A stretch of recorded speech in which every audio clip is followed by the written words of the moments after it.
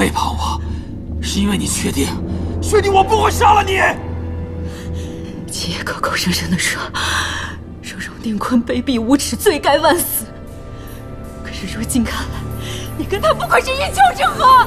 一丘之貉？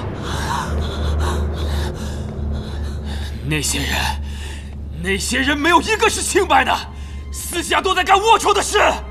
可是所有的人都不清白，难道你就杀了所有人吗？你经常说因果有报，那今天晚上死的那些人呢？他们的仇谁来报呢？风时辰，我告诉你，今天你还能好端端地坐在这儿，是因为我不舍得杀你。那我谢谢你的不杀之恩，但是我要告诉你，在这个世界上，没有人是永远的强者。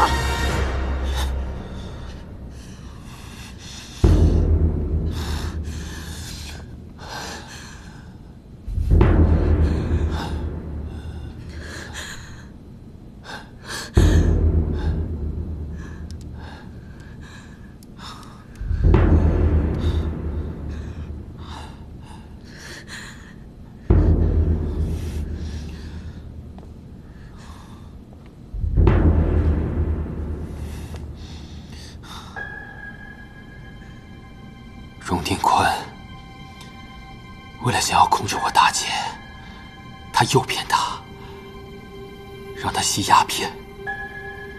为了从荣定坤那里得到鸦片，我大姐就把金麒麟给偷了出来，交给了荣定坤。孟九是我大姐和荣定坤生的孩子。我孟家向来家教森严，我父亲绝对不会允许我大姐未婚先孕。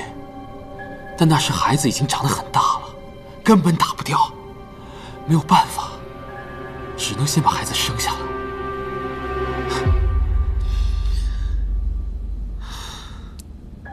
你觉得所有的事情就该结束了是吗？远远没有。大姐在美国被送去了教会医院。那会儿我还是个孩子，我在一个寄宿制的学校上学，我不能回家，我什么都不知道。后来还是佣人告诉我的，他告诉我姐姐疯了。我母亲每天以泪洗面，父亲也不同意我去探望姐姐。你有没有见过真正的精神病人？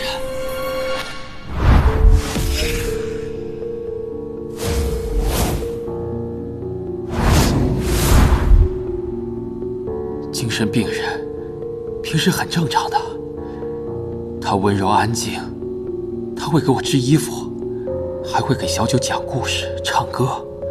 但是他一旦犯病的时候，就跟恶魔一样，他会厮打身边所有的人，他会毁灭一切东西。为什么？他每次发病都会试图杀掉儿子。为什么？你是一个聪明的女人，仅接触过小九一次，就能揣摩出这一点，你才能控制小九，让他把钥匙给你，对吧？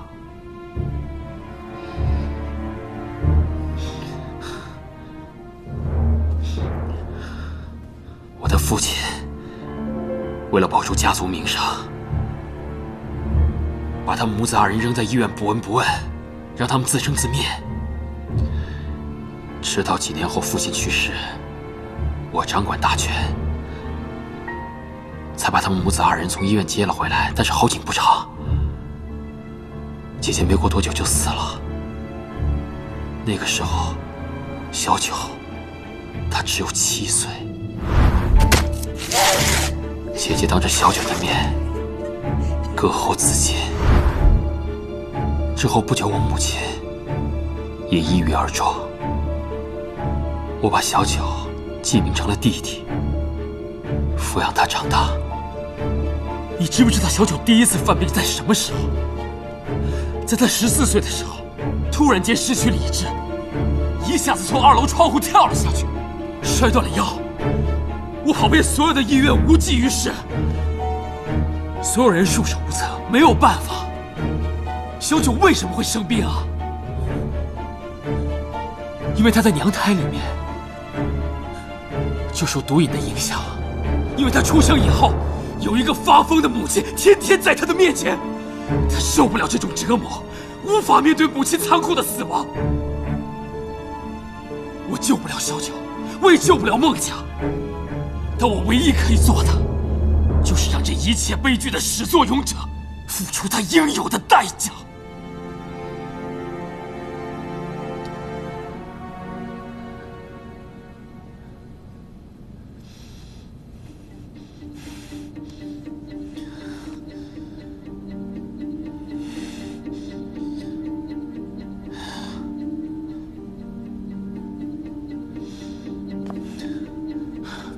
时珍，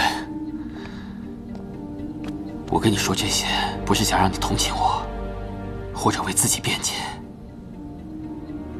因为我看到你，仿佛看到当年的自己，茫然、愤恨、无计可施。当年没有人帮我，但是今天我可以帮你。我知道你恨得深，可是从今天开始，会有更多的人像你恨着荣定坤一样恨着你。我不在乎。有句话你说的没错，或许我和荣定坤一样，自私残暴，而你，荣家尚知道所有真相后，他会放过你吗？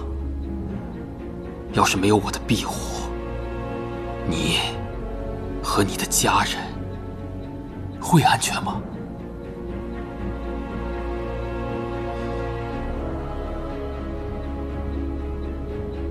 我知道你在想什么。你对荣家尚还抱有一丝希望，你觉得他会放过你，不会对你下手。是，我承认，荣家尚，他是一个痴情的人。不过你和他之间都已经闹到今天这个地步，如果再纠缠下去，你们只会更难收场。我希望你想明白。那你想要怎么样？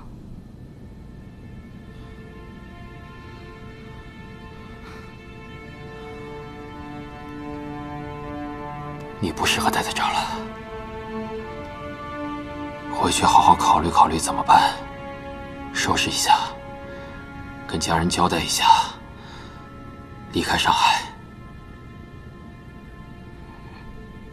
你敢放我走？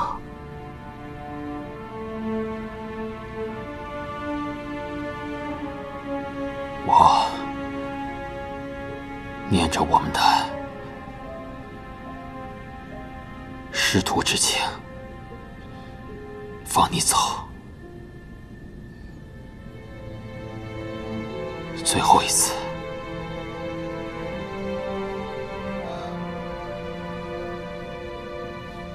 等到你我再见面的时候，我知道，再见面的时候，我们就是陌生人。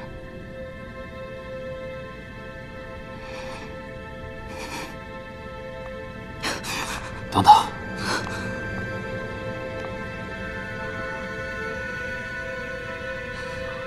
你脚受伤了。